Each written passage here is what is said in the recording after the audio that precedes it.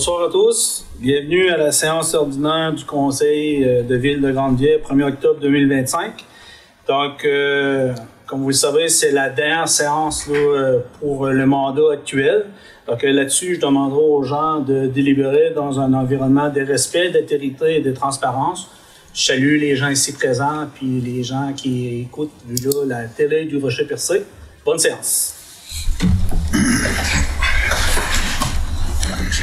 Donc, point 1, adoption de l'ordre du jour. 2, adoption des procès-verbaux de la séance ordinaire du 8 septembre 2025 avec dispense de lecture et des séances extraordinaires du 15 et 24 septembre 2025, résumé par le directeur général. 3, mot du maire, correspondance. 4, tour de table des officiers. 5, questions aux officiers. 6, directeur financier. Compte à payer au 30 septembre 2025. 7, politique familiale MADA. 8, greffe. 9, directeur de loisirs, de la culture et de la vie communautaire. 10, directeur de service sécurité incendie. 11, directeur de travaux publics. 12, directeur général. J'ai juste le directeur général comme officier ici ce soir. A, régime de retraite des employés municipaux. Analyse des options avantageuses. Baudin, cabinet, services financiers, autorisation et mandat. B, merci au Rocher-Percé, demande de modification au schéma d'aménagement. C, abroger résolution 278-11-22. D, abroger résolution 087-04-23. E, abroger résolution 272-11-24. F, abroger résolution 141-05-25. De toute façon, mais ça brûle les points, le directeur général donnerait des explications. G, ministère de la Sécurité publique, service 2025 de la Sûreté du Québec, deuxième versement, autorisation. H, demande de dons et commandite. Au niveau de l'urbanisme, demande de permis de construction, lot 6 525 466. B, demande de permis de construction, lot 5 649 978. C, demande de permis de construction, lot 6 700 968. 14, tour de table des conseillers. 15, période de questions. 16, levée de séance. Donc, au niveau de l'adoption de l'ordre du jour, dûment proposé par et résolu que l'ordre du jour suivant soit adopté. Tel que lu. Proposé par Lucie. Tout le monde est d'accord? Oui. 2, l'adoption des procès-verbaux des séances ordinaires du 11 août 2025, extraordinaire du 27 août 2025 avec dispense de lecture. Attendu que les membres du Conseil reconnaissent avoir reçu copie des procès-verbaux des séances 2025 avant la tenue de la présente séance, qui n'ont pris connaissance et d'être satisfait du contenu des documents déposés. Donc, pour ces raisons, il doit proposer par et résolu que soit adopté tel que rédigé les procès-verbaux des séances passées suivantes. Les dates qui sont là sont pas les bonnes. C'est ça, là. Excusez. Séance ordinaire du 8 septembre, puis séance extraordinaire du 15 septembre et du 24 septembre. Oui, c'est ça. Donc, vous avez reçu là, les procès-verbaux pour la séance régulière. Donc, puis je passerai la parole au directeur général pour qu'il nous explique les contenus pour les séances extraordinaires du 15 et du 24. Parfait. Donc, pour la séance extraordinaire du 15 septembre 2025, on avait 2 points pour décision. 3 points pour décision. La première, c'était une demande de dérogation mineure sur un lot qui avait façade sur la Grande Allée Est. Donc, le lot 5 649 978. Donc, pour un projet de construction majeure, une maison et un très gros garage, il manquait 0.3 mètres pour que ce soit autorisé à émettre un permis de construction. Donc, on a passé une dérogation mineure. C'était une simple, celle-là. Après ça, le deuxième point, la construction de logements abordables intermédiaires rue J.A.F. Gagnon, contribution financière de la Ville au projet de la Société du patrimoine de l'Est, au BNL. Donc, tu sais, la plupart des... je vais expliquer celle-là. C'est que on devait aller avec un entrepreneur privé pour la construction de 4 blocs appartements à 6 logements. C'est sûr qu'il y a de l'eau qui a coulé sous les ponts, puis on a décidé de changer de promoteur. Puis pourquoi on avait pris cette décision-là, c'est que j'avais eu un mandat lors d'une séance du mois d'août d'analyser la meilleure option si on gardait le promoteur qu'on avait ciblé, les deux promoteurs qu'on avait ciblés, ou est-ce qu'on allait vers le logement abordable intermédiaire. Puis, force était de constater que c'était que des avantages d'y aller avec l'OBNL. Fait que, de un, on venait régler beaucoup de problèmes de l'OMH, parce qu'il y a des listes d'attente encore qui dépassent les 50 noms. Puis ces logements-là, au lieu que ce soit du logement à 1400-1500 $ par mois, c'était des logements entre 900 et 1100 $ par mois. Et en plus, il y avait un pourcentage des logements qui était admissible au programme de supplément au loyer. Au niveau de la ville, là, ça fait en sorte que ce soir, on abroge beaucoup de résolutions. C'est qu'au niveau de la ville, on devait faire nos propres demandes d'aide financière au ministère des Affaires municipales pour la construction de la rue, tandis qu'avec le logement abordable, il y a des programmes d'aide financière spéciaux qui permettent de financer le projet. Puis en plus, dans l'option qu'on a choisie, c'est que les résolutions, les demandes d'aide financière, tout ça, on a un mandataire qui passe par l'OBNL, qui est accompagné par plein de professionnels, dont des arpenteurs, qui ont des bases en urbanisme. Fait que on a comme un genre de tout inclus, parce que puis même si on a un consultant au niveau du logement, ben c'est une partie de travail qui était faite directement par l'OBNL, qui a de l'expérience en passant avec des projets. Donc, l'OBNL, là, je pense que tout le monde l'a déjà entendu parler de Cémétis, qui travaille en collaboration avec Habitation Mont-Carleton. Fait que, tu sais, c'est des gens qui ont de l'expérience dans le domaine. Puis aussi, ben, on avait fait faire une étude de Raymond Chabot de Grant Thornton. Puis la clientèle visée par ce projet-là venait chercher une plus grande proportion, plus grand pourcentage des besoins en logement. Fait que là, ça veut pas dire qu'on abandonne les anciens promoteurs. Ça veut dire qu'on va trouver d'autres alternatives pour qu'ils puissent s'installer aussi, parce que le besoin, il y a différents besoins là, pour différentes clientèles de la municipalité, de nos citoyens, mais on a décidé de privilégier celui-là parce qu'on n'y voyait que des avantages. Sauf que, tu sais, puis en plus, ben, on avait fait un règlement d'emprunt, souvenez-vous, en 2023, qui avait été adopté par le ministère des Affaires municipales, où la loi avait changé puis permettait aux municipalités de financer des projets privés. Puis on avait fait un règlement d'emprunt de 540 000 $. Fait que là, on n'en a plus besoin de ça. Fait qu'au lieu de donner des subventions à la porte, là, présentement, l'avantage, c'est qu'on doit offrir le terrain, qu'on a pour des dépenses admissibles jusqu'à un certain montant à atteindre, puis de donner les terrains, ça, ce n'est un. Sauf que dans les programmes d'aide financière, ben, on a des montants disponibles à condition que si on donne le terrain, puis on effectue le branchement des habitations, mais on est financé pour le faire. Fait qu'on n'y voyait que des avantages. Fait que là, là-dedans, c'est que la première résolution pour amorcer le projet, ben, on devait le remettre à cet OBNL-là pour leur dire que, d'établir c'était quoi les engagements de la ville pour que ça se réalise rapidement.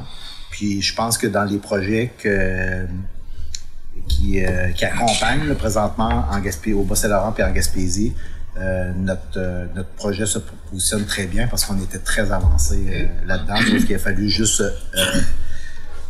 rétablir le tir par rapport aux demandes d'aide financière puis notre montage financier dans ce projet-là. Donc si tout va bien, on espère de tout notre cœur que la construction commencerait en avril prochain. Puis vous avez vu aussi les travaux, là, ben, je vais garder ça pour le mot tantôt. On avait ensuite, dans l'autre point, le programme de soutien aux initiatives de commémoration, autorisation de dépôt de projet. C'est que l'année 2026, on devait commencer tout de suite à travailler ça pour le déposer au mois de décembre. Donc, même si on tombe en période électorale, l'équipe administrative continue à plancher sur différents projets. Donc, 2026, c'est à nos portes. Ça marque le 50e anniversaire de la construction de l'Aréna de Grande-Rivière, qui est devenu le complexe sportif et culturel des Jardins. Fait que là, ben, on voulait mettre de l'avant. Il y avait un programme d'aide financière pour nous aider à quelques initiatives qui a été présenté par notre directrice des loisirs de la culture de la vie communautaire au conseil municipal. Puis on avait le droit jusqu'à un montant de 30 000 pour réaliser ces initiatives-là. Fait que déjà, on a commencé, inquiétez-vous pas, ceux qu'il y avait des photos dans l'entrée principale, on les a retirées, mais c'est pour les mettre en valeur, ça va être présenté d'une autre façon. Puis aussi, on veut relater, si on veut, l'histoire du sport sur glace en général, pas juste le hockey, parce qu'il y a eu d'autres sports, le ballon-ballet, la raquette, le patinage artistique. Donc ça va être mis en lumière d'une autre façon. D'une façon encore plus professionnelle que des photos, mais sauf que les documents qu'il y avait dans l'entrée, là, ça va demeurer des documents d'archives pour la municipalité. Ensuite, ça c'était les points pour le 15. Maintenant, pour le 24 septembre, on avait la demande d'aide financière. Fait que là, regarde, on avait fait la première résolution le 15 avec notre OBNL pour le logement abordable. Le 24, on a dû se réunir à nouveau, parce que l'OBNL ne savait pas qu'on avait déjà fait nos plans et devis avec l'estimation des coûts de construction de notre réseau d'aqueducs et d'égouts. Puis on a déjà fait des branchements sur le réseau existant de la rue d'Hôtel de Ville pour prendre les devants sur les travaux au printemps. Fait qu'on a déjà fait 19 mètres de canalisation sur les 110 mètres projetés. Fait que là, on a fait part de tous les documents qu'on avait déjà investis, puis de l'argent de la municipalité, mais que ces montants-là vont devenir admissibles dans le nouveau programme d'aide financière. Ça s'appelle le programme d'aide financière au programme de financement d'infrastructures en eau pour la réalisation d'habitations abordables, qui s'appelle le FIRH. Donc, on m'autorisait à désigner un mandataire pour déposer la demande financière à notre place, parce que nos documents étaient déjà tous prêts. Ensuite, on avait la Banque nationale Trust, ça c'était en fiducie Natcan pour le régime d'épargne de retraite collective. C'était l'autorisation de signature, la délégation de responsabilité. Fait que là, dans les marchés, là, ici, ça va bien, mais sauf que il y a des conditions, si on veut assurer une pérennité au fonds de retraite de nos employés, il faut peut-être revoir certaines conditions. Puis aussi, ce soir, on va passer notre résolution pour le cabinet Assurance Baudin qui va sur les marchés aussi pour regarder s'il n'y a pas d'autres options encore plus avantageuses pour nos employés. Donc ça, c'était une des autorisations de signature. C'était tout pour les deux séances extraordinaires. Vous le proposez, M. le maire? Oui. Parfait. Est-ce que tout le monde est d'accord avec les contenus? Oui. Oui. Donc, adopter l'unité. Sur 2.3, mot du maire, correspondance. Donc, je vais commencer par la correspondance. Pour les gens, je sais qu'il y a eu une publicité faite par notre directrice des loisirs culturels communautaires, l'éco municipal de Grande-Rivière. Donc, vous avez l'information sur le site web. En réalité, c'est l'éco municipal, c'est-à-dire c'est un peu un genre d'infolette qui informe un peu des activités qui est réalisées ou en cours ou à venir. Donc, c'est un peu un rappel d'information. Donc, pour pouvoir avoir cette information-là, c'est qu'il faut aller sur le site, dans la section infolette. En cliquant là-dessus, il vous demande de compléter un formulaire. Donc, en réalité, il vous demande d'inscrire votre courriel, qu'à la suite, il fait partie d'une liste de distribution. Donc, à chaque fois qu'elle fait parvenir de l'information, en plus que l'information est diffusée sur les médias sociaux, soit sur la page Facebook, soit sur le panneau, soit sur le site de la ville, mais vous en recevez en plus un écho. Donc, le dernier écho qui a été émis le 29 septembre, on parle entre autres de l'événement. Il y a eu le concert classique à Grande-Rivière, au-delà de plus de 100 personnes. On parle aussi le début concernant le patinage libre, donc vous pouvez voir directement l'horaire. On parle aussi de l'activité qu'il va y avoir dimanche, un pas à la fois pour la recherche. Je vais laisser le directeur général en parler plus tantôt. Il y a un mot aussi au nom du site de marche de Grande-Rivière. à propos des Salamada, qui est débuté depuis le 19 septembre, à tous les vendredis pendant 10 semaines. Il y a une section aussi à propos de l'Excellent Québec, concernant les modalités, période d'inscription, etc. Puis en même temps, il y avait aussi, puis ça je veux le souligner, on a participé vendredi soir, comme M. Moreau expliqué tantôt, on est allé à la fondation communautaire Gaspésie-les-Îles-de-la-Madeleine qui célébrait leur 25e anniversaire. Comme vous le savez, on a une fondation qui a été mise en place à Grande-Rivière, ça fait déjà 2 ans. Aujourd'hui, je vous fais part que dans cette fondation-là, à Grande-Rivière, on a déjà un montant de 25 000 $ de récolté. En plus, il y a des montants ici qu'on a une petite réserve dans lesquels le comité peut se servir pour certains besoins. Donc, lors du gala du 25e anniversaire de la Fondation, qui a eu au centre de congrès de la Gaspésie à Carleton, il y a eu un hommage particulier rendu à M. Claude Blais, reconnu comme un ambassadeur engagé, généreux de son temps pour de nombreuses causes. M. Blais est également l'un des fondateurs de la Fondation qui administre aujourd'hui. Je vous dirais qu'après 25 ans, le fonds est rendu à 29 millions de dollars au bénéfice des régions de la Gaspésie-Îles-de-la-Madeleine. Donc, juste pour vous expliquer un peu le fonctionnement, c'est qu'en réalité, ce 29-là, je pense, il y a 100 et quelques fondations dans lesquelles ils ont des fonds. Il y a un conseil d'administration qui gère ça, qui essaie de rentabiliser au maximum. C'est la 3e fondation d'importance au Québec, après Montréal-Québec. Puis juste à titre comparatif, ça fait 25 ans, celle-là de la Gaspésie, Bas-Saint-Laurent, 29 millions, Trois-Rivières, 9 millions. Donc, c'est intéressant, c'est généreux. Puis le but de ces montants-là, c'est les intérêts qui est redistribué de façon récurrente à tous les ans pour les organismes. Un autre point que je trouvais important de mentionner, moi, ce soir, comme vous le savez, c'est la dernière séance régulière pour le mandat actuel. Donc, j'avais demandé à Jacques de faire un peu un état de situation au 31 août. Situation financière, comme vous le savez, on a présenté les états financiers au 31 décembre 2024.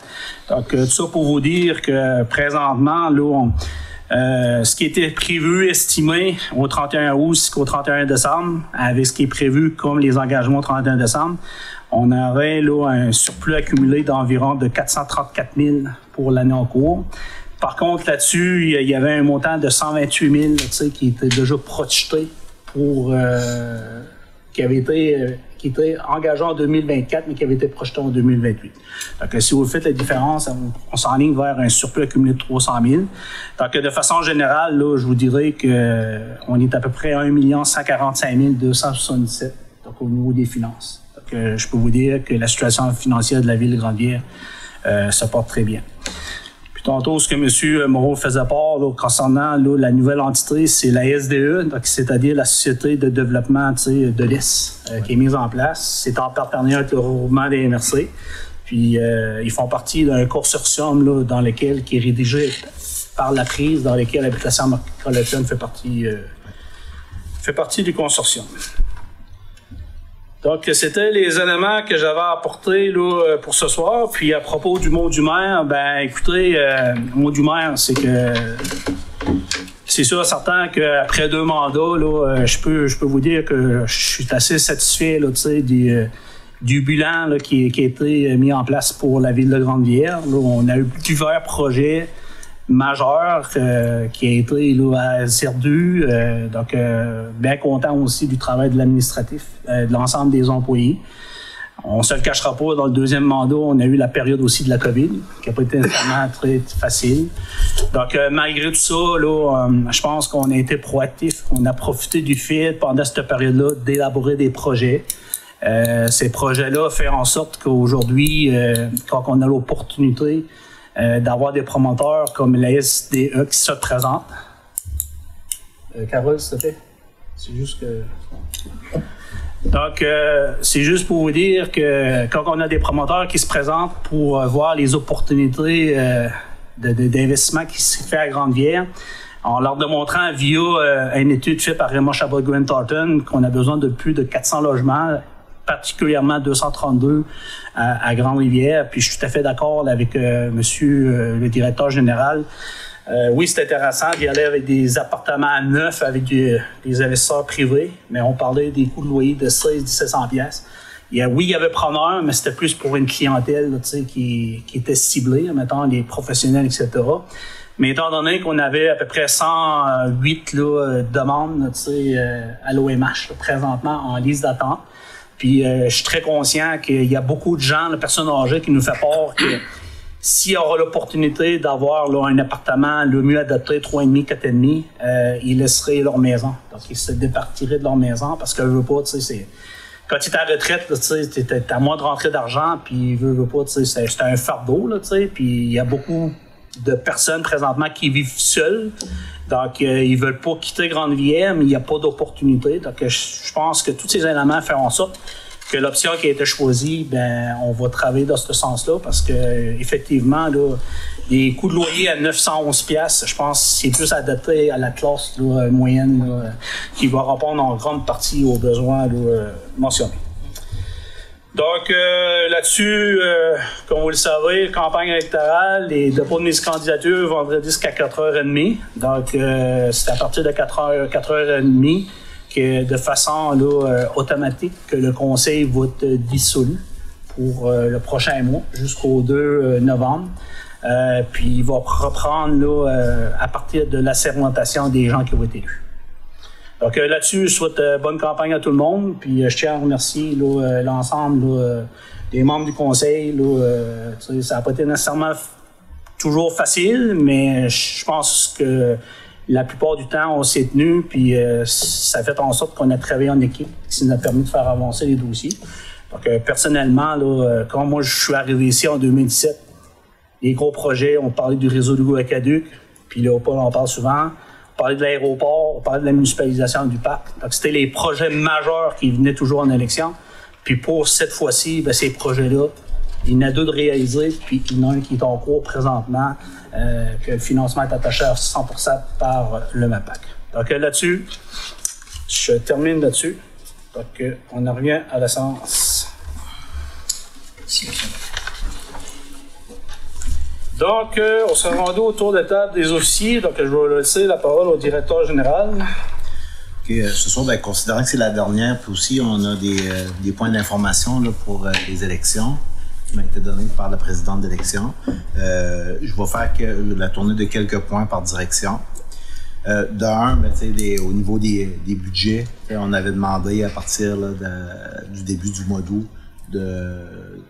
de faire attention vraiment aux dépenses. Hein. Ça fait que ça, c'est un mot d'ordre qui a été donné à l'ensemble de l'équipe. En fait, si vous avez regardé les documents Excel qui vous avaient été présentés aujourd'hui, je pense que en un mois, on a vraiment fait attention, puis on a fait une quantité de travail au niveau des travaux publics assez impressionnante sur la réparation des bris. Mais je veux commencer, des bris d'aqueduc, mais je veux commencer par le domaine des loisirs. C'est-à-dire, on avait depuis 2007 que on avait négocié la dernière entente avec le Centre des services scolaires René Lévesque. On a travaillé à la municipalité là, au cours des 2 derniers mandats. Ça a changé de face, l'offre de service à la population. On en demande toujours plus, mais on y va avec les moyens qu'on a aussi. Puis selon ce qu'on aimerait avoir, c'est d'avoir plus de ressources pour répondre aux besoins. Ça fait déjà 4 ans qu'on a dans nos plans d'engager une coordonnatrice au loisir, puis il arrive tout le temps quelque chose qu'on peut pas aller de l'avant avec ce projet-là. On aurait aimé le retour de la coordonnatrice au loisir, mais cette année, à cause de certaines restrictions financières qui ont été causées par les nouvelles façons de financer les grands projets, qui vont nous impacter, qui nous ont impacté l'année passée pour le budget, mais que cette année, je pense qu'on va rétablir la situation. C'était l'année passée le bas qui blesse, mais c'est encore dans notre vision que si on veut avancer dans le domaine des loisirs, puis on a fait, on a pris de l'expansion. Quand moi j'ai commencé, ben, on venait juste de faire l'acquisition des filles d'Isabelle. Entre-temps, on a fait l'acquisition des Joyeux Copains. Puis on a installé des gens là-bas, on a fait en sorte que le bâtiment, on soit capable de l'entretenir, mais aussi d'avoir des bons locataires là-dedans. Fait que c'est tous des éléments de l'entente que, on a pris les moyens pour d'avoir des salles disponibles autant pour des activités sociales que pour des activités physiques, puis encore plus pour des services à la population au niveau de la santé.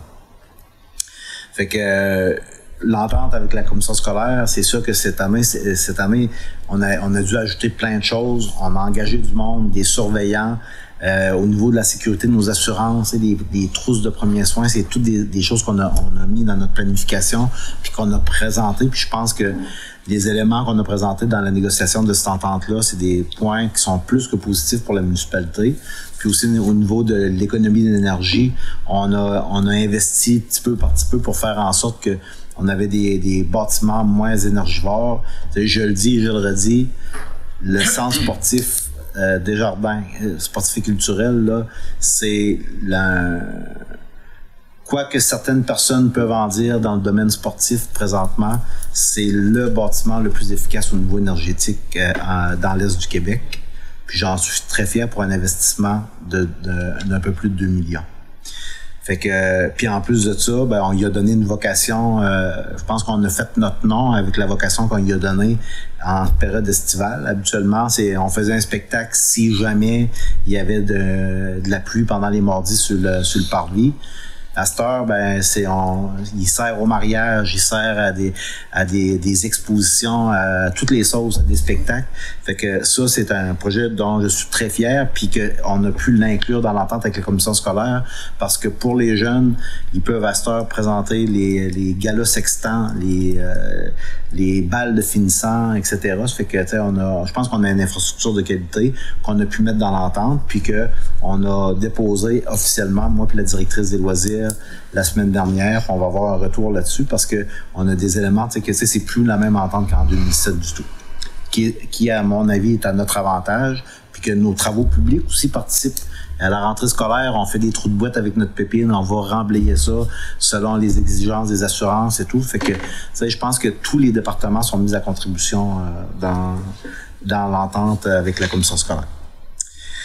Je voulais, vous avez vu sur les réseaux sociaux, la glace a été faite la semaine dernière. Je pense qu'on a une glace de qualité. On a eu un petit problème avec notre Zamboni qui prend de l'âge, que ça fait 3 ans qu'on remet le projet de la remplacer. Ça aussi, je vous dis, dans le prochain mandat, ça va être un projet à prendre en considération. Puis là, cette année, on a eu quelques commentaires pour les personnes qui vivaient hors territoire. On avait ajusté au courant du mois d'août notre tarification pour ceux qui étaient hors territoire. Ça, c'était une première esquisse, un premier jet d'action qu'on devait faire pour essayer de rétablir un certain équilibre, l'équité entre nos citoyens puis ceux qui restent à l'extérieur des limites. Fait que ça, c'est un travail qu'on a fait avec la directrice des loisirs, puis ça fait 7 mois qu'elle est en poste. Aussi, on a eu des commentaires sur les réseaux sociaux cette semaine par rapport à, parce que la fermeture, les haltes, on va les fermer un petit peu plus tôt cette année. Dans un contexte budgétaire qui était un petit peu plus difficile, mais en répondant aux objectifs des élus. Par contre, on va peut-être garder celle de la Brèche ouverte une semaine de plus, mais en principe, il devrait fermer vendredi prochain. Celle de la Brèche, on va la garder une semaine de plus, mais pour celle de Grande-Rivière-Ouest, parce qu'on on a un bris une petite fuite d'eau sous le bâtiment. Fait que là, on va terminer les travaux dans la nouvelle halte pour qu'elle soit prête pour l'ouverture l'année prochaine. Mais aussi, on va garder le service de vidange des fosses septiques jusqu'après la période de la chasse, parce que ça, c'est un service qui est vraiment apprécié avec l'eau pour nettoyer les installations. Parmi les commentaires qu'on a vus sur les réseaux sociaux à qui on a répondu, il y avait des personnes qui trouvaient qu'on avait ramassé comme les balançoires en rond, un peu de bonheur, mais ça, c'est tous des impacts de la coupure du programme FAIRE. Le programme d'aide aux initiatives régionales, là, ça, c'est ce qui nous permettait d'engager à chaque année 3 ressources, qu'on appelait les projets dans le temps, puis qui faisaient en sorte que pendant que l'équipe des loisirs, Valère, Jocelyn, Mélanie faisaient la glace et puis ils tombaient sur un horaire d'hiver, si on veut. Mais on avait des personnes qui pouvaient s'occuper de ramasser les bancs, les tables de pique-nique, les balançoires, les ci, les ça. Mais là, sauf que cette année, on a étiré l'ouverture de la patinoire justement pour étirer aussi de ramasser tout ça puis de couvrir les arbres, tout ça. Mais il y a des choix à faire. Puis, les haltes routières sont toujours ouvertes, les jeux pour enfants sont toujours disponibles, mais par contre, il y a des choses qu'on n'a pas le choix de planifier autrement pour respecter nos budgets. Fait que là, je voulais donner cette explication-là. On fait pas ça pour ôter les balançoires aux parents pendant que les enfants, c'est juste une question de planification dans le temps. Puis, pour terminer, là, 2 messages. La piste d'athlétisme, elle est utilisée plus que jamais ces jours-ci. On dirait que le beau temps de l'automne attire les gens de tous les âges, de toutes les générations. Mais il y a 2 activités pour le cancer du sein qui sont organisées. Puis ça, c'est un appel à la population de Grande-Rivière et des environs. Venez vous joindre à ces activités-là. Je pense que vous avez vu dans les dernières semaines là, la famille Dubé qui avait comme créé un groupe, l'Armée de Marie-Ève. Fait que là, en même temps, en parallèle des activités de la marche chez IBC qui va se tenir à Montréal le 5 octobre, en même temps, le 5 octobre sur la piste d'athlétisme, le service des loisirs avec la ville de Grande-Rivière, le comité des loisirs, en collaboration avec la famille de M. Raymond Dubé, cousins, cousines, les nièces, neveux, nièces, ils vont faire une marche également pour ramasser des fonds pour le cancer du sein. Également, le 10 octobre, c'est une marche pour les 50 ans et plus. Donc, c'est une marche de 3 km où est-ce qu'on invite l'ensemble de la population de la MRC. Ça a été organisé par la MRC du Rocher-Percé avec notre coordonnatrice Brigitte Paradis de Grande-Rivière et le service des loisirs, la ville, encore tous ces gens-là, le comité MADA, le club de marche. Fait que venez vous joindre à ces personnes-là. Je pense que ça fait des belles... En plus de contribuer à une belle cause du cancer du sein, ça fait une belle activité communautaire où il y a pas d'âge, c'est une belle activité intergénérationnelle. Au niveau des travaux publics, comme je vous ai dit tantôt, on a procédé au branchement du réseau de JAF Gagnon, la première partie avec le réseau existant. On a fait plusieurs réparations de fuites sur le réseau. C'est la première année de service de Julien Couture, notre technicien à l'eau potable et eau usée, technicien en gestion des eaux. Puis je pense qu'il fait un excellent travail. Il s'est bien approprié des outils de travail, de détection de fuite, tout ça. Puis on essaie de prendre le dessus sur ce type de travaux-là. Parce que quand on arrive au mois d'octobre, on commence déjà tranquillement à préparer nos équipements d'hiver, mais en même temps, il faut qu'on garde la disponibilité de nos camions pour faire ces travaux de voirie-là. Fait qu'il reste encore des travaux. On a une fuite majeure, mais qui sort pas de la terre, qui est sur Chemin des Bois. Ça, on va le planifier peut-être la semaine prochaine pour le réparer, mais on a identifié des fuites dans notre réseau, puis on les a réparées, on les répare au fur et à la mesure. Au niveau des sécurité le service de sécurité incendie, c'est sûr que moi j'aimerais prendre le temps de féliciter nos pompiers qui ont intervenu en masse. 12 pompiers qui ont intervenu rapidement dans le secteur de Percé, là, Cap d'Espoir, dans le feu de l'usine Gagnon et Fils. Fait que des fois, on se pose des questions à savoir, ça vaut-tu la peine de sortir tout le monde avec tous les véhicules, mais là, ça en est un exemple éloquent. Puis quand on est la force de frappe, c'est important. Puis là, ça en était une. C'était 35 emplois qui étaient en fonction de ça. Fait que là, finalement, c'est tous les pompiers de Port-Daniel-Gascon à Gaspé qui a fini par être appelé pour intervenir là-dessus. Donc, félicitations à tous nos pompiers qui sont engagés, qui sont formés, puis qui donnent de leur temps, même bénévolement, à tous les soirs, sans nécessairement être payés. Ils sont à la caserne pour faire des tâches... perdent pas leur temps. C'est vraiment félicitations.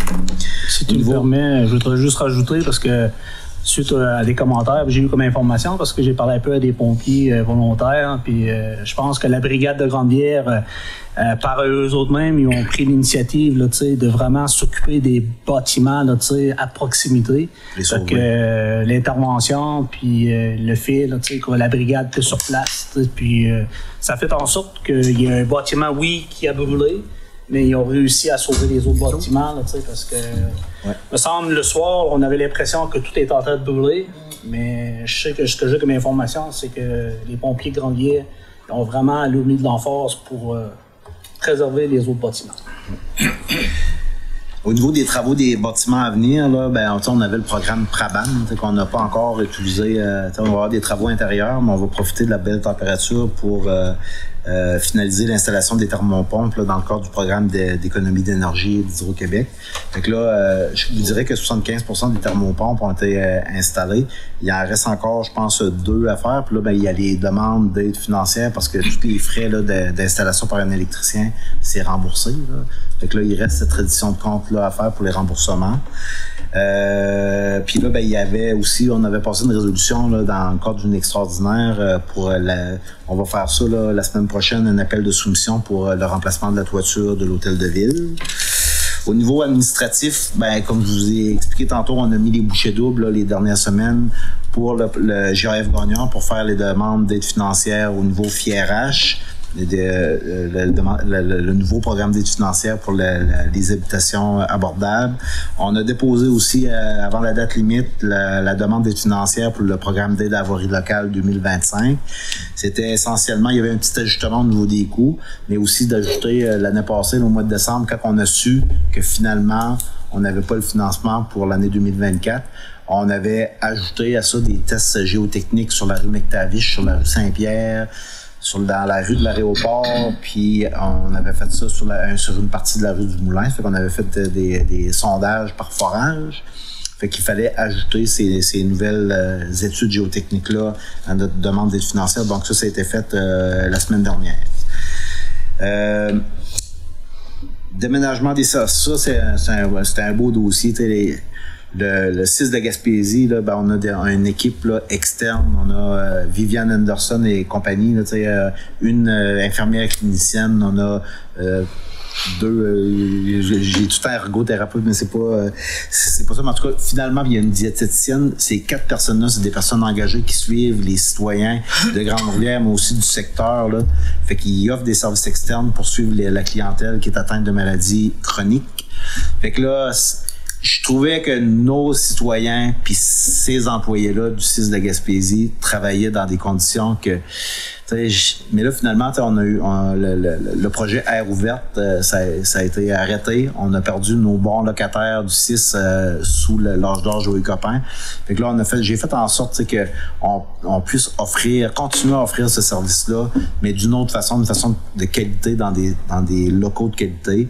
Fait qu'avec certaines personnes de la direction là, du CIS de la Gaspésie, on s'est entendu pour qu'on puisse réutiliser ça, pas au même coût. C'est sûr qu'on va pas récupérer tout l'argent qu'on a perdu comme avec Air ouverte. Là. C'est un projet spécial pour les jeunes, mais là, au moins, notre communauté, là, dans les prochains jours, peut-être dans les 2 prochaines semaines, ils pourront bénéficier de ce service-là dans des locaux adaptés d'Air ouverte avec des bureaux, ce qui va assurer la confidentialité.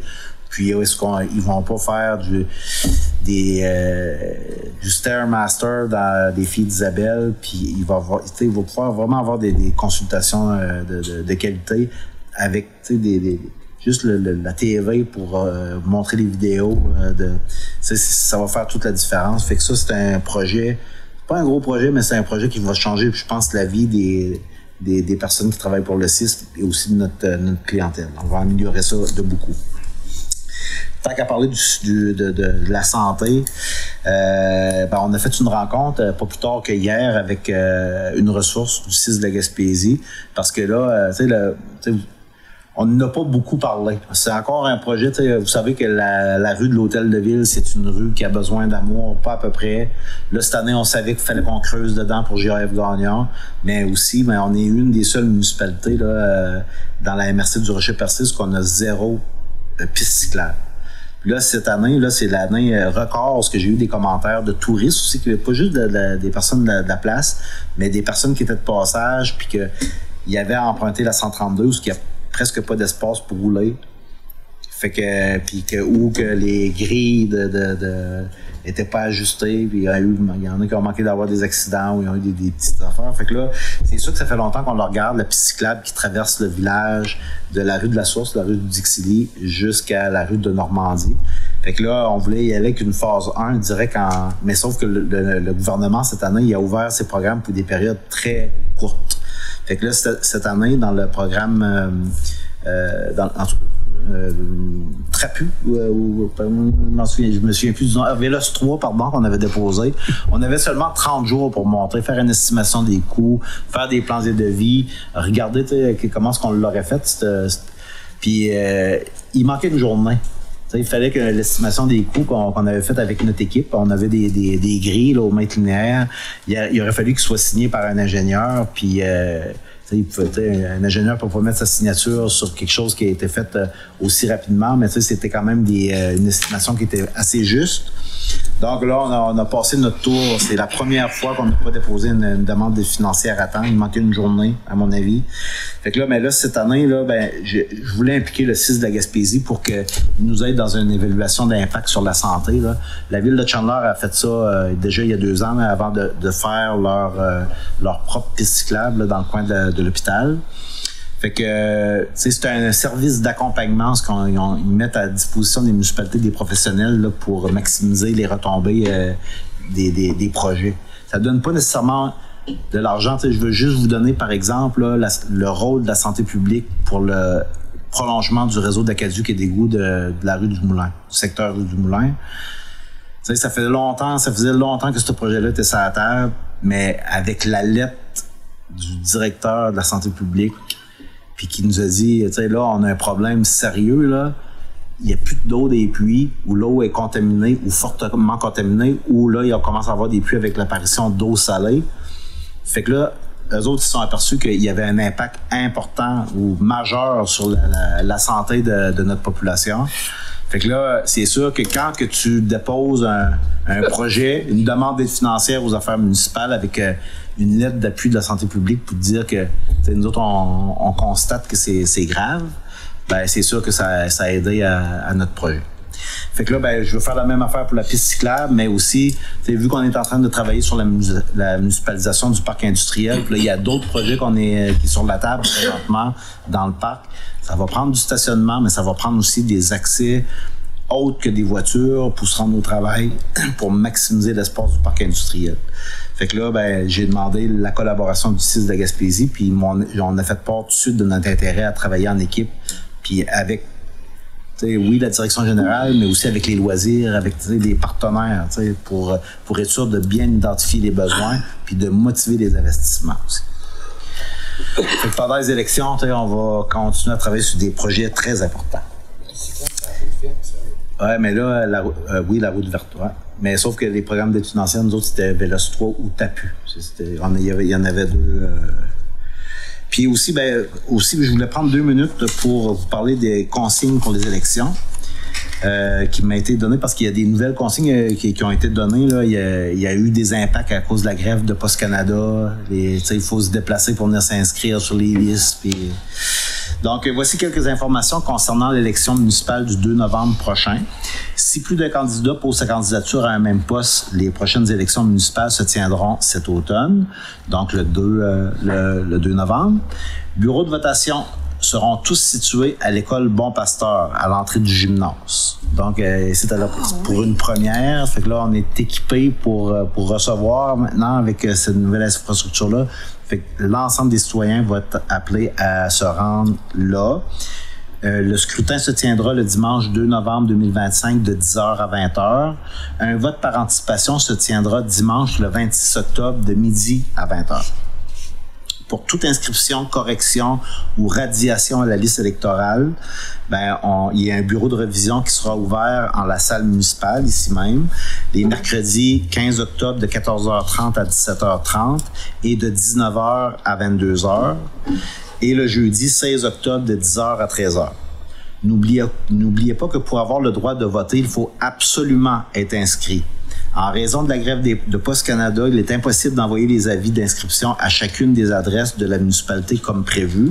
Vous pouvez donc vérifier si votre nom est bien inscrit sur la liste électorale en vous rendant soit à l'hôtel de ville, soit au bureau de révision les 15 et 16 octobre prochains ou en appelant au 418-385-2295. Ça, c'est le bureau de Jean-Yves qui va vous donner toutes les informations.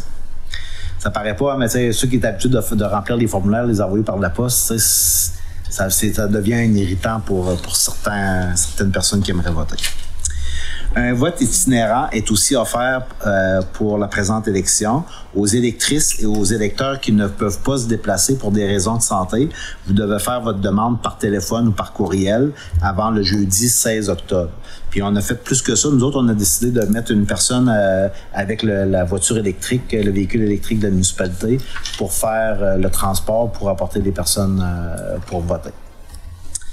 Pour toute information, vous pouvez rejoindre la présidente d'élection, c'est Mme Sandrine Bisson-Aucoeur. Puis là, vu qu'on était un petit peu incertain à cause qu'elle était enceinte, puis elle est en congé de maternité, on avait aussi désigné une présidente adjointe, qui est Mme Suzanne Chapadeau, notre ancienne greffière. Puis aussi, pour toutes les informations, Jean-Yves en bas à la taxation, c'est une personne d'expérience au niveau des élections. Donc, si vous voulez faire vos demandes d'informations par courriel, vous pouvez, c'est la même adresse, c'est greffe@commercialgranderivière.ca, Grande-Rivière en un mot. Donc, bonne période électorale à tous. En terminant, j'avais déjà pris mes petites notes. Ce que je veux, en cette dernière rencontre, j'aimerais remercier le conseil municipal, l'ensemble des membres pour votre disponibilité. Vous savez qu'on a réalisé des beaux projets, on a rencontré des revers sur certains grands projets, parce qu'on avait mis beaucoup d'énergie. Mais je pense que la formule gagnante, c'est la disponibilité que les élus ont donnée à l'équipe administrative, puis aussi la grande confiance que vous avez faite vous m'avez donné des mandats pour vous faire des recommandations, puis je pense que vous les avez écoutées, puis je pense que j'ai pas la prétention d'avoir beaucoup d'expérience, j'ai seulement 8 ans d'expérience à la direction générale, mais d'être appuyé par une équipe qui était aussi disponible avec une confiance que je l'ai vraiment ressenti, je peux juste vous en remercier, puis au nom de l'ensemble de l'équipe administrative. Fait qu'à tous les élus qui étaient déjà là, qui se représentent aux élections, je vous souhaite bonne chance. Puis à tous les autres élus qui veulent embarquer dans la course électorale, bienvenue, puis en espérant que vos objectifs que vous vous êtes donné en tant que futur élu, c'est de poursuivre cette lancée-là, que la Ville de Grande-Rivière, je pense qu'on a fait un beau travail d'équipe, puis c'est dans ces conditions-là que moi, j'aimerais continuer à poursuivre mes fonctions de directeur général au sein de la Ville de Grande-Rivière. Merci bien. Merci. Donc, étant donné qu'il est le seul, on va passer à la période des questions aux officiers. Donc, avez-vous des questions pour Ken? Pas de questions? Moi, j'en ai pas. Donc, on passera au point directeur financier. Compte à payer au 31 juillet 2025. Du mois proposé et résolu que soient adoptés les comptes à payer, rien de trop, au 30 septembre 2025, tel que présenté par le directeur financier pour un total de 126 318. Comme d'habitude, je passe la parole au conseiller Denis Baudin. Merci, M. le maire. Moi aussi, comme à l'habitude, j'ai rencontré la secrétaire comptable cet avant-midi. C'est un mois quand même passablement tranquille, si on peut le dire ainsi. Je vais nommer quelques factures qui composent le dit montant. Construction DGL pour du sable d'hiver au montant de 3 638. Le remplissage des réservoirs d'essence et d'huile au garage des travaux publics à un montant de 7 395. Ensuite, le blanc environnement pour le nettoyage des stations, 4 765. Et une facture de Tetra Tech pour la mise en conformité de l'unissage marin, plans et devis, municipalisation du parc industriel, à un montant de 20 126. Donc, c'est les principales factures là, qui composent le 127 432, M. le maire. Parfait. Puis, il y a un commentaire que j'avais porté aussi au maire. On fait aussi l'analyse beaucoup des comptes à payer, mais il faut aussi prendre en considération qu'il y a beaucoup d'argent qui va rentrer. Qu'on engage une dépense, c'est une chose, mais qu'on va en retirer des revenus, c'en est une autre. Fait que, notre mandat, c'est de vous présenter des comptes à payer, mais aussi, c'est bon de vous faire des commentaires sur les argents à recevoir. C'est comme d'aller mettre une entrée de... Ça, c'est des dépenses qu'on a engagées cette année en achetant des ponceaux. On a fait plusieurs installations de ponceaux d'entrée privée. Un citoyen voulait faire remplir, par exemple, son fossé. C'est pas la responsabilité de la ville de payer pour un ponceau pour remplir un fossé. Par contre, si le citoyen était prêt à engager les frais et à payer ce que ça coûtait pour le faire, on était prêt à le continuer. Puis il y avait une facturation qu'elle avait avec, mais il y avait toujours une estimation des coûts avant. Puis ça aussi, ça c'est quelque chose qu'on a tout le temps fait attention, c'est les travaux que l'équipe de voirie fait, on n'est pas là pour entrer en compétition non plus avec le privé. Si, mettons, on voit qu'un entrepreneur privé est en train de faire des travaux sur un terrain, là, on n'est pas là pour substituer ça.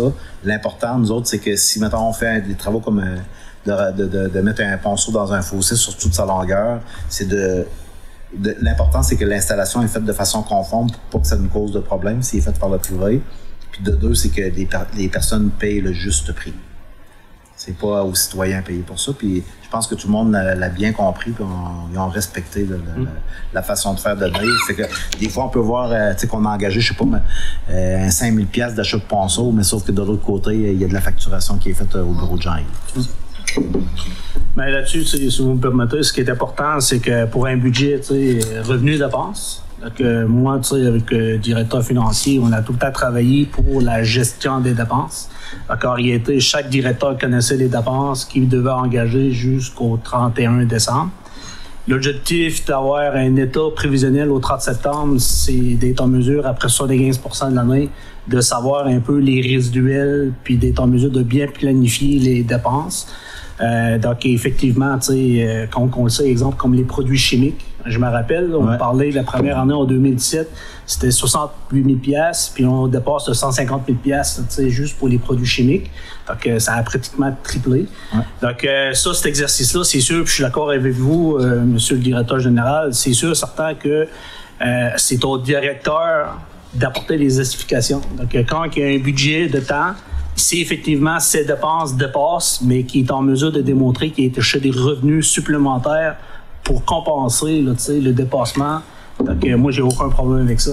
Parce que ça peut arriver aussi qu'on prévoit des revenus, puis les revenus ne rentrent pas nécessairement à tout. Donc on essaie toujours d'avoir un budget équilibré avec un surplus. Puis comme vous l'avez mentionné, le fait qu'on a travaillé l'an passé sur plusieurs projets, puis avec le changement de distribution des subventions en un seul versement à 80% au lieu de l'étaler sur 20 ans, comme vous le savez, il y avait un montant compte à savoir de 363 000 $ que les comptables ont été pris pour éliminer. Donc, si on n'aura pas eu de surplus accumulé, on arrêtait plus que déficitaire. Donc, c'est des bonnes pratiques, mais ce que je veux juste mentionner, ce qui est important, c'est la gestion des dépenses. Êtes-vous correct? Oui.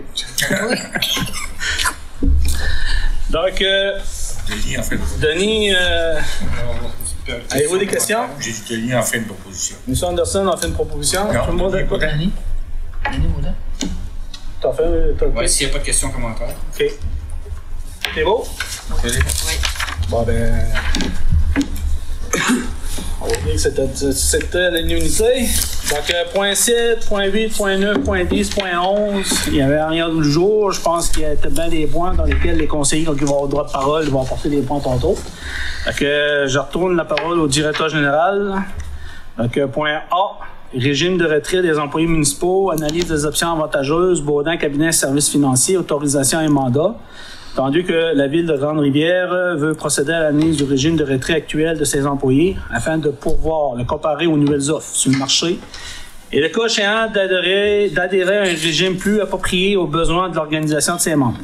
Attendu que la Ville de Granby a reçu le 18 septembre 2025 une offre de service de Baudin Cabinet Services financiers pour réaliser l'édite étude et pour faire part de ses recommandations, attendu que ces services sont exempts de frais d'honoraires. Pour cette raison, il demeure proposé et résolu que le Conseil municipal autorise le directeur général à mandater Baudin Cabinet Services financiers pour réaliser l'analyse du régime de retraite actuel, ses conditions de gestion, d'obtenir des soumissions auprès des différents partenaires de milieu financier pouvant offrir des produits avantageux à la municipalité. Donc, ça prendra une proposition proposée par Mme Nicolas. Est-ce que quelqu'un qui s'objecte à ça? Tout le monde est d'accord? Oui. Parfait. merci au chef RC. Demande de modification, schéma d'aménagement, lot 6 686 774, 6 686 776 et 6 686 777 au niveau de la rue des Pionniers, propriétaire M. Jean-Simon Pinel. Donc, dûment proposé et résolu que le conseil municipal autorise le directeur général à adresser à la MRC Rocher-Percé une demande de modification à son schéma d'aménagement à l'effet de réduire la zone industrielle I1 afin de permettre la construction résidentielle sur les lots cités en rubrique, que le plan de lotissement et d'implantation du bâtiment réalisé par la firme LSAG Inc., ainsi que la cartographie du secteur matrice graphique visée par la demande soit jointe à la présente résolution. J'en fais une proposition seulement. Proposée par M. Moreau. Est-ce que tout le monde est d'accord avec ça? Oui. Parfait. C'est abroger résolution 278-11-22, adoption du règlement VGR 719, programme de subvention pour projet domiciliaire GAF Gagnon. Ça c'était la première version de notre règlement, où ce qu'on demandait 540 000, mais après révision là, des affaires juridiques de la firme Tremblay-Bois, il a fallu qu'on refasse, qu'on retourne aux personnes habiles à voter pour en faire une nouvelle version. On ne pouvait pas juste l'adopter avec modification. OK. Donc, proposé par? Propose, M. Proposé Gaston. Tout le monde est d'accord avec ça? Abroger résolution 272-11-24, GAF Gagnon, promesse d'achat-vente sur 4 lots pour construction, autorisation. OK. Dans ce cas-là, j'avais reçu le mandat du conseil municipal de négocier la promesse d'achat avec le propriétaire, avec les deux promoteurs. Sauf qu'entre-temps, il y a des nouvelles conditions qui se sont ajoutées. Avant qu'on change, on décide de changer d'orientation.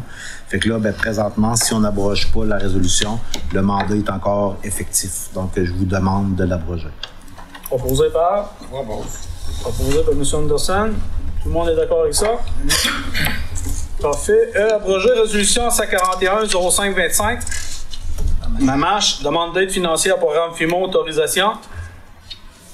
Donc, c'est le règlement d'emprunt de 540 000 qu'on n'a plus besoin pour la subvention de 15 000 $ qu'on accordait par porte.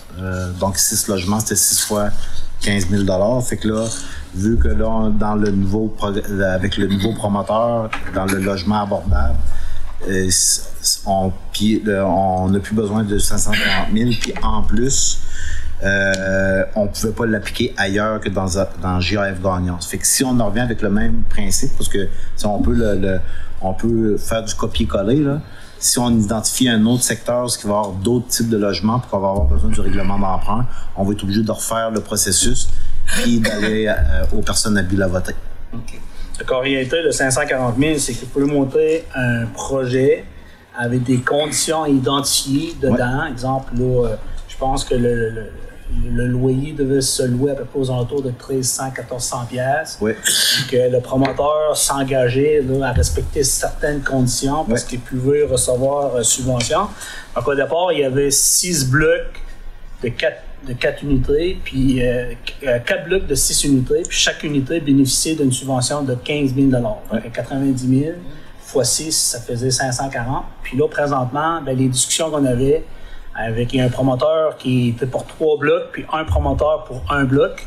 Et donc, à partir de là, c'est ce que M. Moreau veut expliquer, c'est qu'il y avait d'autres éléments qui étaient en demande, puis certaines restrictions qui fait en sorte qu'il y a une autre opportunité qui s'est présentée, puis le conseil s'est positionné. Parce que là, présentement, le 540, on ne l'a jamais utilisé, mais on l'aurait pu l'utiliser. Aujourd'hui, ce qui est demandé, c'est de mettre fin, comme quoi que cette demande de prêt-là, la résolution existerait. C'est ça. Proposé par? Proposé par M. Briand. On a tout travaillé là-dessus, et tout passera la résolution. Barnécan. Et soirée. F, ministère de la Sécurité publique, service 2025 Sûreté du Québec, deuxième versement, autorisation, dûment proposé par, résolu. Que le conseil municipal autorise le directeur financier à procéder au deuxième et dernier versement d'un montant de 118 254 au ministère de la Sécurité publique, direction de l'organisation policière, pour les services de la Sûreté du Québec l'année 2025. Proposé par Lucie. Ça, c'est des montants qui est budgété, puis qu'on sait au début de l'année. Comment ça coûte? Mettons comme au mois de novembre, là, c'est quoi la... 50% de la péréquation. Ouais. Donc, j'ai demande dons commandites. Donc, de façon exceptionnelle, là, les demandes de dons commandites et les demandes de renouvellement d'adhésion ne seront traitées qu'après la période électorale, soit à la séance ordinaire du 10 novembre prochain. Donc, les demandes qui étaient demandées au mois d'octobre, on a décidé de les reporter à la séance pour permettre au prochain conseil de les traiter. Oui. 13, urbanistes, demande de permis de construction. Lot 6 525 466. J'ai pas besoin de nommer les noms.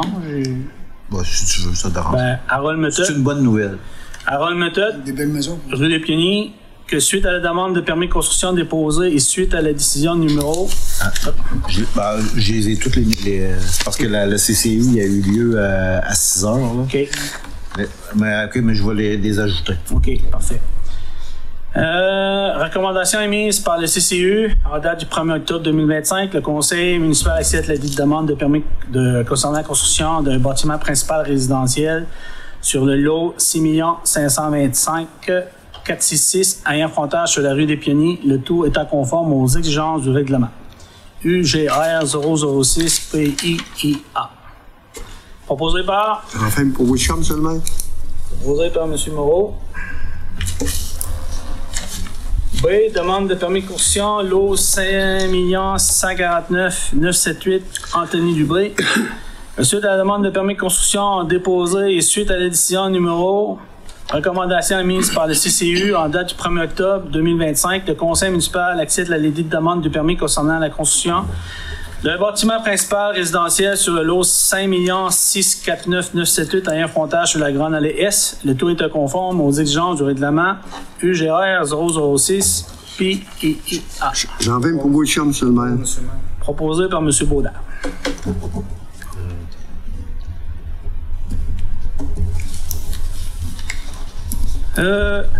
C, demande de permis de construction, lot 6 007 968, M. André Renier. Marc-André. Marc-André Renier. Oh, M. Que suite à la demande de permis de construction déposée et suite à la décision numéro, recommandation émise par le CCU en date du 1er octobre 2025, le conseil municipal accepte la demande de permis concernant la construction d'un bâtiment principal résidentiel sur le lot 6 007 968 ayant frontage sur la Grande Allée Ouest. Le tout étant conforme aux exigences du règlement UGR 006 PIIA. J'en viens pour vous chambre seulement. Proposé par M. Moreau. Tout le monde est d'accord avec ça? Oui. Parfait. Il est 20h33. Avant de faire le tour de table de conseiller, je vais suspendre la séance. Je vais aller à la période des questions. Y a-t-il des gens qui ont des questions ce soir? Personne? Pas de questions? Une fois? Deux fois? Trois fois? On va revenir à la séance. Donc, on est rendu autour de table des conseillers. Donc, on va débuter par M. Anderson. Ah ouais, c'est meilleur. Tout d'abord, j'en suis à ma dernière assemblée. Comme je l'avais annoncé, je ne serai pas candidat à la prochaine élection. Je voudrais profiter de l'occasion pour souhaiter bonne chance aux gens qui vont se présenter dans mon district. Soit le district numéro 1, c'est pas mon district, mais c'est votre district. Souhaitez bonne chance à tout le monde. Ensuite, je voudrais remercier tous les gens de la ville, que ce soit les employés municipaux, tous les pompiers volontaires, tous les chefs de service, Julie Lebreu, Pascal Moreau, Jennifer et Dave. Je ne vais pas les nommer. Ensuite, à tous les membres du conseil, à tous les conseillers et conseillères, un grand merci pour votre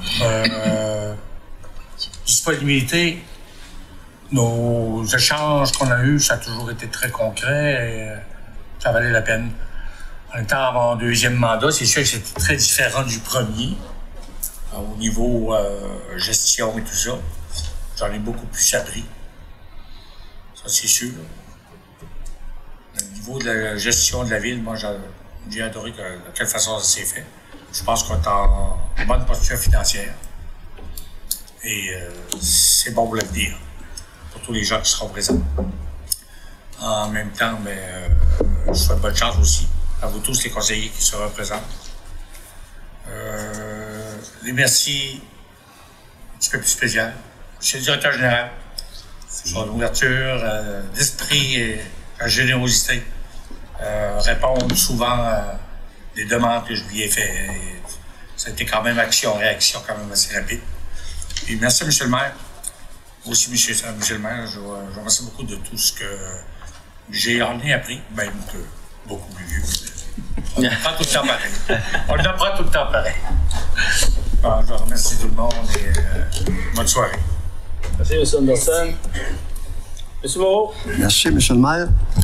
Premièrement, je tiens à remercier le club VTT du Rocher pour avoir travaillé pour recevoir une subvention de plus de 90% du programme MEI et d'avoir fourni 10% pour la réparation des chemins de bois de 143 et certains sentiers. Merci à l'entreprise de Grande-Rivière, soit Bélanger Couture, pour leur beau travail. Et le club VTT du Rocher ont réparé aussi le chemin qui donne accès à la passerelle et à la ligne d'hydro. Pour la prochaine saison, encourageons le club de VTT du Rocher en se procurant une carte d'accès pour qu'ils puissent réparer d'autres secteurs. Au nom de tous les chasseurs, chasseuses, un gros merci au club de VTT du Rocher pour la réparation des chemins.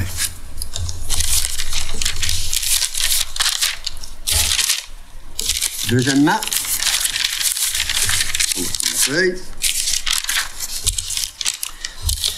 on sait que j'ai organisé une activité à la halle routière le 13 septembre dernier. Et malgré que vous n'avez pas voulu, M. le maire, ainsi que les conseillers, de prendre de l'argent dans le budget discrétionnaire, nos commerces et l'entreprise de notre belle ville étaient consentants que j'organise une activité pour nos jeunes. Voici la liste des partenaires qui ont fait une réussite à cette journée pour l'organisme La Maison des Jeunes de Grande-Rivière. Gagnon et Fils, Faiblanterie Bertrand Angléard, ADC Construction en ligne, S3P Multiservice, Pharmacie Jean Coutu de Grande-Rivière et de Tcherner, Poisson Salé Gaspésien, IGA de Grande-Rivière, Dupuis Vite Auto, Super C de Tcherner, moi-même, Pro Nature Fibec, ADJ de Newport, Entreprise Paul Bisson, Carole Lebreu, Jean-Marie Duguay, Un don anonyme, Pièce Auto-Boudry et Pièce Auto-Nicolas de Grande-Rivière et de Tcherner. Je tiens à remercier notre chanteuse de mon quartier, Jolène Covier, la maquilleuse Adine Mercier, le comité des loisirs qui était présent pour le service de bar, ainsi que toute mon équipe de bénévoles. Sans oublier les employés de la ville qui sont venus m'apporter l'équipement nécessaire pour cette belle journée. Alors, j'invite un membre du comité des parents de l'école Bombastor de Grande-Rivière, M. Stevie Berthelot, à venir me voir parce que M. Berthelot est jeune entrepreneur en même temps, une entreprise Espoir Pay pour les gens qui aimeraient déneiger leur bâtiment, leur couverture ou leur galerie. Vous pouvez contacter M. C. Berthelot, qui est membre du comité des parents du couvent Bompastor, à remettre cette enveloppe à Mme Marie-Josée Cyr de la Maison des Jeunes, un beau montant de M.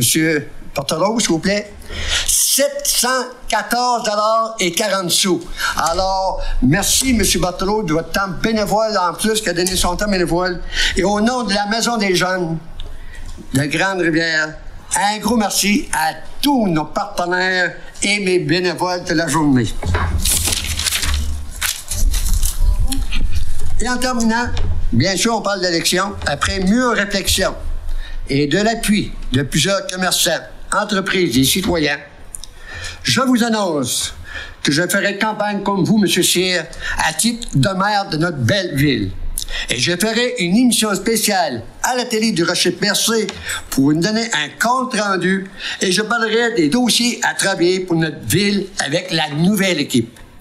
Bonne chance à tous ceux et celles qui se présentent dans les différents quartiers. Merci beaucoup et bonne soirée. Merci, Carole. Bon, peut-être juste un petit commentaire. On s'était entendu, on avait passé un règlement sur la tenue des séances. C'est-à-dire, la publicité, et puis ça vous enlève rien, M. Chaude, mais c'est juste que on fait pas de publicité par rapport aux services qu'on offre. On n'est pas là pour offrir des services pendant la séance municipale. On remercie les bénévoles qui ont participé à l'activité. Par contre, d'offrir, de faire la publicité des services offerts par le bénévole au sein de la population, je pense que la séance municipale n'est pas la place pour ça. Fait qu'on s'était donné comme façon de faire que s'il y avait ce type d'intervention-là, je devais intervenir. Fait que, monsieur le maire, je fais juste faire la job comme on s'était donné à faire. Merci. Parfait. Puis, Carole, tu pourrais peut-être aussi remercier Annick Smith parce qu'Annick, c'est elle qui a réalisé un peu le pamphlet, puis elle a fait de la distribution dans toutes les écoles. Donc, elle n'a pas été mentionnée. Tu as tout mentionné. Vous avez raison, M. le maire, puis je l'ai mentionné au mois l'Assemblée du mois passé et sur les réseaux sociaux. Mme Smith n'est pas négligée pour ma part parce qu'elle travaille très dur, puis je la remercie beaucoup. Parfait. Donc, je passerai la parole à M. Briand. Merci, M. le maire. Bonsoir tout le monde. Et merci de me recevoir dans vos foyers.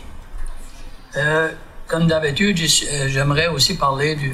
Moi aussi, je me présente pour un 3e mandat. Puis j'aimerais aussi résumer un petit peu ce qui s'est passé dans le premier puis dans le 2e mandat. Tantôt, M. le directeur général m'a touché un peu quand il a parlé. Il a parlé du directeur de la santé publique des Îles-de-la-Madeleine, de Gaspésie des Îles-de-la-Madeleine, puis la lettre d'appui qu'on a reçue pour nous aider à avoir le projet d'Aqueduc, ça a été une lettre vraiment importante. Fait que quand je suis arrivé, juste, si vous me permettez, juste une minute ou deux, quand je suis arrivé à son bureau, ce monsieur-là, lui, il n'en croyait pas ses yeux, là, qui lui a expliqué vraiment toutes les anecdotes qui se passaient dans mon secteur.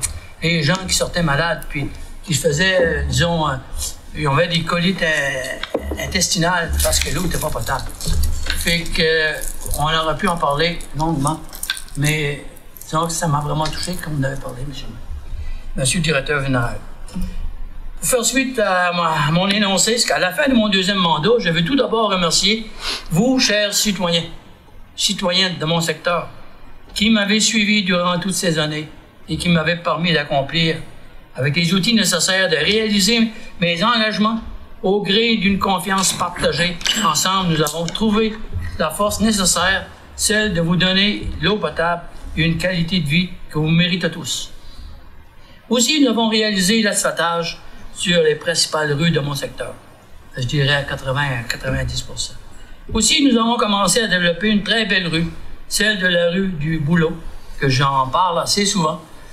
Mais déjà... Lumière. Ça va venir après. Inquiétez-vous pas, ça sort bien.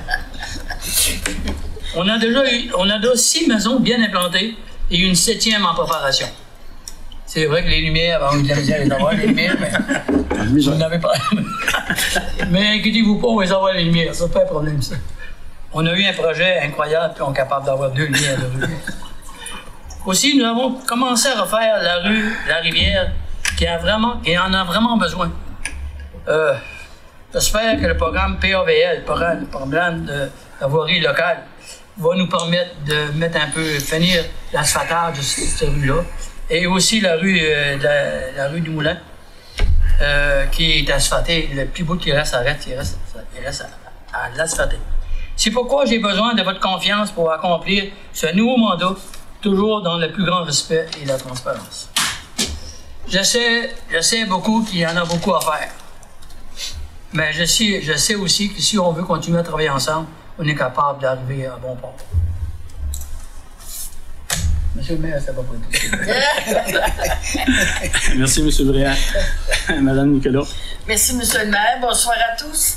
Moi, je vais reprendre la publication de notre directrice en loisirs. Aujourd'hui, le 1er octobre, est la Journée internationale de nos aînés. Aujourd'hui, nous soulignons l'apport précieux de nos aînés de Grande-Rivière et des environs. Leur implication, leur générosité, leur dynamisme contribuent à maintenir une vie communautaire, active, riche et inspirante pour l'ensemble de notre population. Qu'il s'agisse de bénévolat, de participation aux activités, de transmission de savoir ou simplement leur présence bienveillante, nos aînés jouent un rôle essentiel dans la vitalité de Grande-Rivière. Merci à chacune et à chacun d'entre vous de faire de notre communauté un milieu de vie accueillant, intergénérationnel et toujours en mouvement. Bonne journée à chacun et chacune de vous. C'est tout, Monsieur le maire. Merci, Mme Nicolas. Monsieur Leblanc. Merci, Monsieur le maire. Bonsoir tout le monde. Bon, moi, de ma part, là, je voudrais remercier les gens du quartier 5 qui m'ont fait confiance et que je demande un troisième mandat. Et j'espère d'avoir votre appui. Et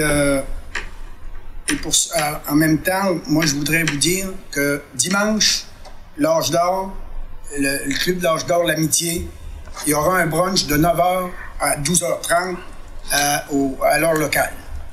C'est tout, Monsieur le maire. Merci beaucoup. Merci. M. Baudin. Merci, Monsieur le maire. Monsieur le directeur général a passablement tout dit tantôt concernant les loisirs. La patinoire est maintenant ouverte au complexe sportif et culturel des Jardins. Puis moi aussi, à mon tour, je vais profiter de cette dernière tribune dans notre mandat là, pour réitérer là, comme quoi que je vais demander aux gens de mon district 6 de reconduire mon mandat. J'ai toujours la flamme comme si c'était mon premier mandat, puis j'ai toujours une très grande disponibilité. Donc, le sort est entre vos mains. Je vous demande de me reconduire pour un autre 4 ans, donc au 2 novembre. Merci beaucoup. Parfait, merci. Donc, période de questions passées, on s'est parti à lever de la séance. Donc, avant de lever la séance, écoutez, il semblerait-il qu'il va y avoir des élections à la mairie. Donc, je souhaite bonne chance au candidat Moreau. Donc, j'ai hâte de voir son programme, puis de connaître un peu là, ses orientations, puis en espérant qu'on va être capable d'organiser un débat. Donc, moi, la Corporation de développement économique, c'est déjà avancé comme quoi qu'ils seront prêts là, à financer un débat. Donc, on sait que la période, là, votre participation, c'est le 26 octobre, puis les élections, c'est le 2 novembre. Donc, je sais qu'il y a la période de chasse entre les 18 et 26. Donc, pour une saine vie démocratique, j'espère que les gens vont tout avoir les chances de connaître un peu les plateformes, puis la chance de connaître l'orientation puis la vision de chacun des candidats, entre autres à la mairie. Je profite de l'occasion de souhaiter bonne chance à l'ensemble des candidats. Donc, moi, personnellement, je dirais que j'ai une très belle expérience. Je suis satisfait de mon bilan. Quand je l'ai exposé, c'est 60 millions d'investissements, 60 dossiers réalisés. J'en parlerai en moment opportun.